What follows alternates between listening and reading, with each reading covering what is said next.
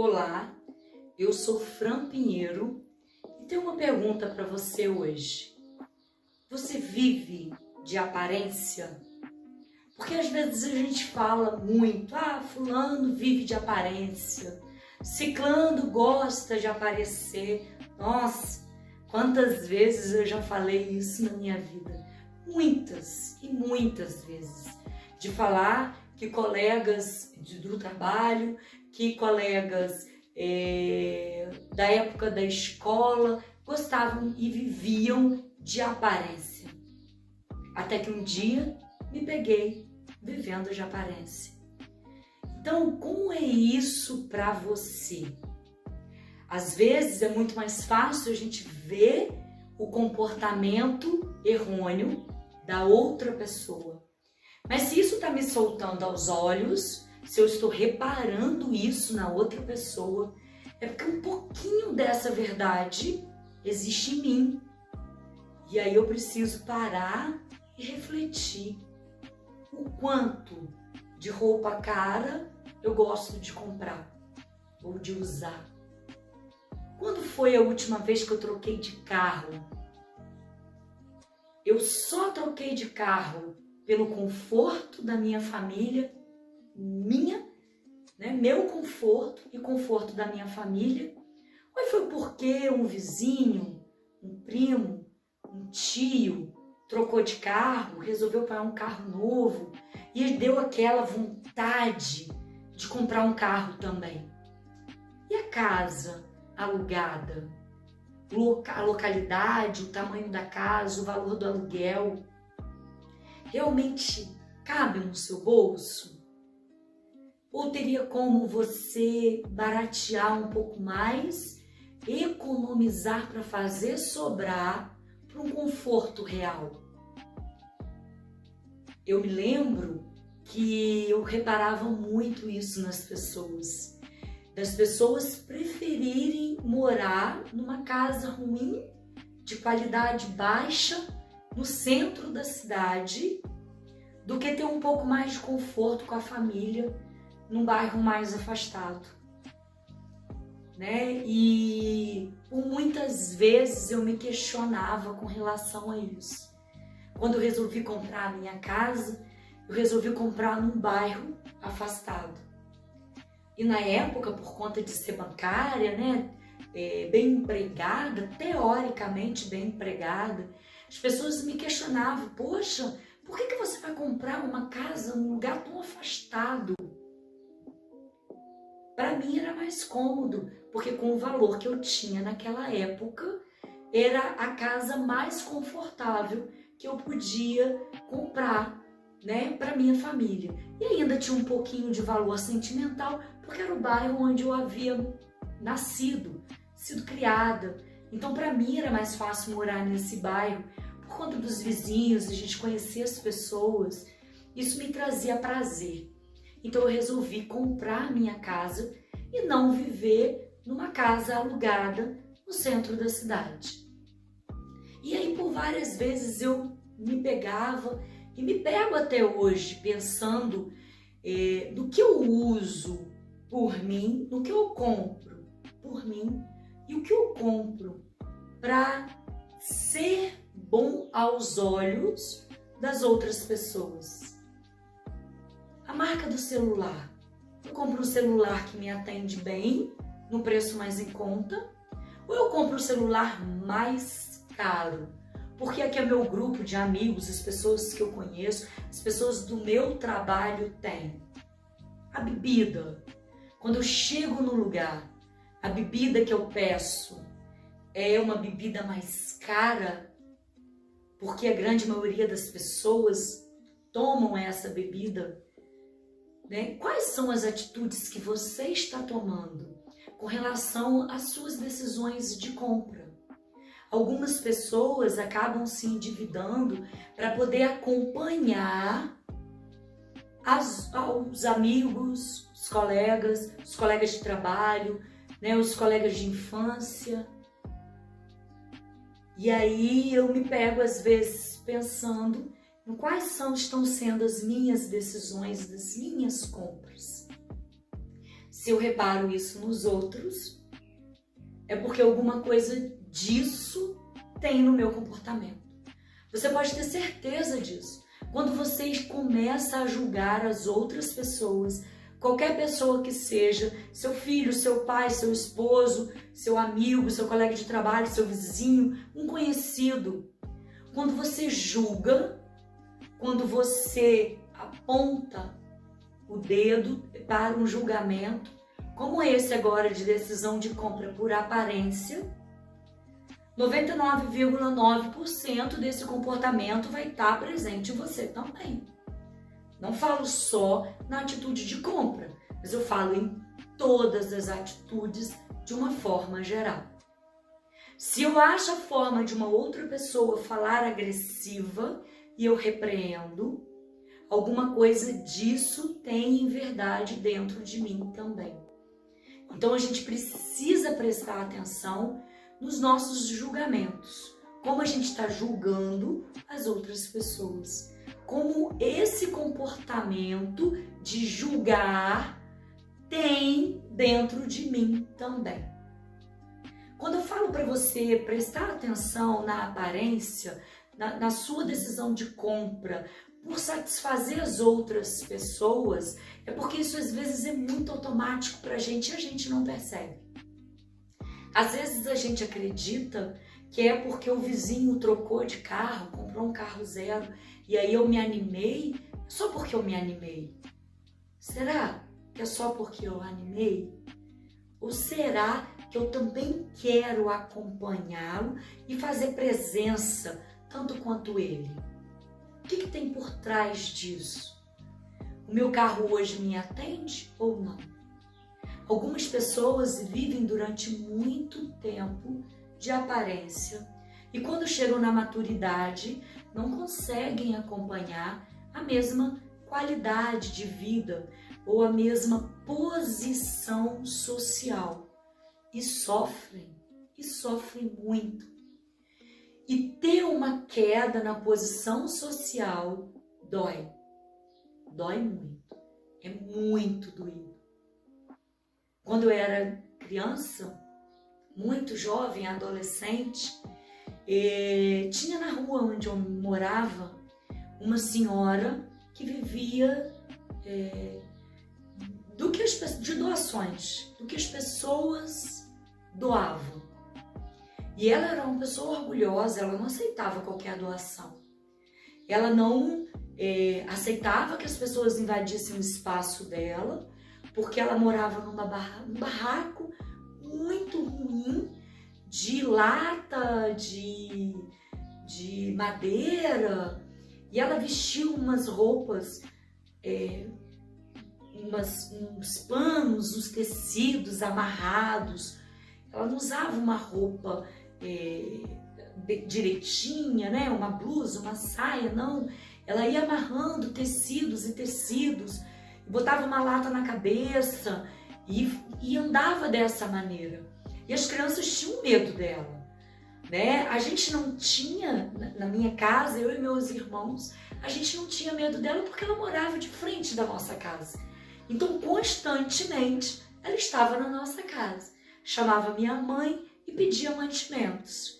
Mas ela era orgulhosa. Ela sabia o que era bom e só aceitava o que era bom. Se ela pedisse café na casa da minha mãe, se a minha mãe não tivesse o pó preferido dela, porque ela tinha o pó de café preferido, e ela experimentava o café não era do pó que ela queria, ela simplesmente chegava na rua e jogava o café fora. A minha mãe ficava muito aborrecida com isso. Me lembro como se fosse hoje. Me lembro também que aos domingos ela chegava lá em casa e pedia vinho do Porto, porque ela sabia que no domingo era dia de tomar vinho do Porto. Então, ela era uma pessoa que nitidamente havia tido uma vida bem privilegiada, né? Ela falava muito com a minha mãe. Uma vez ela falou com a minha mãe assim: me dá uma resma de carne seca. eu quero comer carne seca. E no dia, a minha mãe não tinha carne seca em casa. E a minha mãe falou, não tenho carne seca. Aí ela olhou para minha mãe e falou assim, nossa, mas uma casa com um coqueiro tão vistoso na frente da casa, porque minha mãe tinha um coqueiro muito bonito na frente da casa, indicando tanta riqueza e pro lado de dentro tanta pobreza. Então eu sabia diferenciar isso tudo e ficava zangada, ficava aborrecida, às vezes saía falando, né, xingamentos, brigando, achando ruim. E eu sei que ela sofria com essa situação. Ela tinha um orgulho dentro dela, que algumas coisas ela não aceitava muitas roupas, se desse roupa ela não aceitava, tinha algumas coisas que ela simplesmente rejeitava. Mas a gente sabia o quanto era doído e sofrido para ela, porque ela já tinha passado por uma situação financeira bem estável, bem estabilizada, e naquele momento, na maturidade, na velhice, ela precisava pegar comida de um lugar em outro lugar. Pediu um pouquinho de arroz no lugar, um pouquinho de feijão em outro lugar, legumes em outro lugar, e saía pedindo. E os vizinhos todos já estavam acostumados com ela e já entregava a ela, pedia tudo que ela pedia, mas a gente sabia que se ela pedisse um pedaço de carne de porco, não adiantava dar a ela um pedaço de carne de boi, porque ela ia jogar fora. Ela só queria se fosse carne de porco. Então, a gente sabia o quanto isso era doído para ela. Era doído pra gente, precisar dizer não, dizer como a minha mãe, eu não tenho uma resma de carne seca. Era doído pra gente, porque a gente sabia que ela passava por dificuldade, e era doído para ela saber que ela precisava pedir, né? Vivia disso, de pedir comida às outras pessoas. Às vezes, a gente pode viver hoje sem pensar muito no amanhã. Eu tenho percebido muito isso nas pessoas, além das pessoas estarem se tornando individualistas demais, eu, meu umbigo e a minha família, e dane-se as outras pessoas. Além disso, uma sensação de imediatismo. Eu só vivo o que é hoje. Não preciso reservar para viver amanhã. Não sei se amanhã eu vou estar vivo. Não sei se eu vou viver o amanhã. E vão gastando e vão vivendo de aparência. Vamos nos reunir e acabar gastando mais do que a gente deve nesse momento.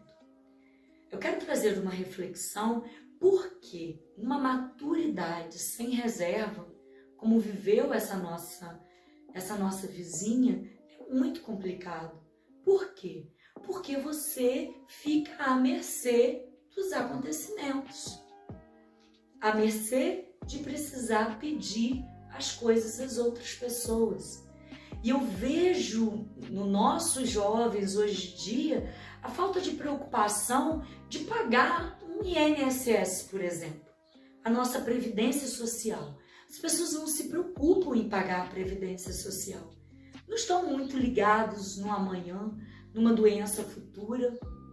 A gente precisa trazer essa reflexão hoje, tanto para a gente, como passar isso para os nossos filhos. Existem alguns pais que vivem um dia após o outro, contando que o filho vai virar um adulto de sucesso e que vai ajudá-lo. Já ouvi isso várias vezes,